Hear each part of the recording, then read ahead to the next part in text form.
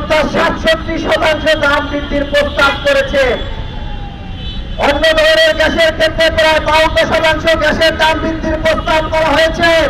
সরকারের বিদ্যুৎ জ্বালানি ও খনিজ মন্ত্রী জনাব ইকবাল হাসান মাহমুদ টুকু যখন পুরো দেশ জুড়ে তেলের পাম্পগুলোতে লাইন ছিল, তখন তিনি সংসদে বলেছিলেন যে তেলের দাম বৃদ্ধি পাবে না, তেলের কোনো সংকট নাই, কোনো জ্বালানি সংকট নাই। এরপর আমরা কি নাটক দেখলাম, প্রত্যেকটি জ্বালানি তেলের দাম 20 থেকে 30 টাকা প্রতিটি লিটারে বৃদ্ধি পেয়েছে। প্রত্যেকটি গ্যাস, এলএনজি, সিএনজি থেকে শুরু করে প্রত্যেকটি তীব্র সংকট তৈরি করা হয়েছে। পেট্রো বাংলার মাধ্যমে গ্যাসের মূল্য বৃদ্ধির প্রস্তাব করা হয়েছে।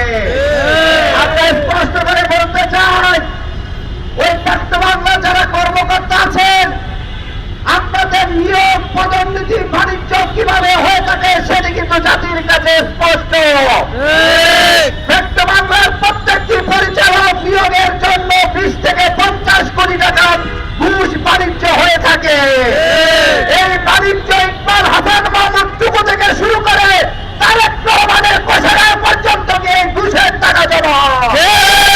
আমরা স্পষ্ট বলতে চাই, পেট্রো বাংলার চেয়ারম্যান নিয়োগ চুক্তিভিত্তিকে, সেখানে পরিচালক পদে যারা একবার ঢুকেন, বারবার মেয়াদ বাড়িয়ে যাদের অবসরে যাওয়ার সময় হয় তারপরে টাইম বেরিয়ে তারা ওখানে থাকেন।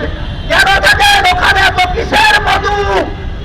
যে প্রতিষ্ঠান জনগণের এই গুরুত্বপূর্ণ জ্বালানি সরবরাহ করবে, জনবান্ধব কর্মসূচি নিবে, সেখানে এই পেট্রো বাংলা তিতাস থেকে শুরু করে জনগণের পকেট কাটা, জনগণের জীবনযাত্রা অতিষ্ঠ করা,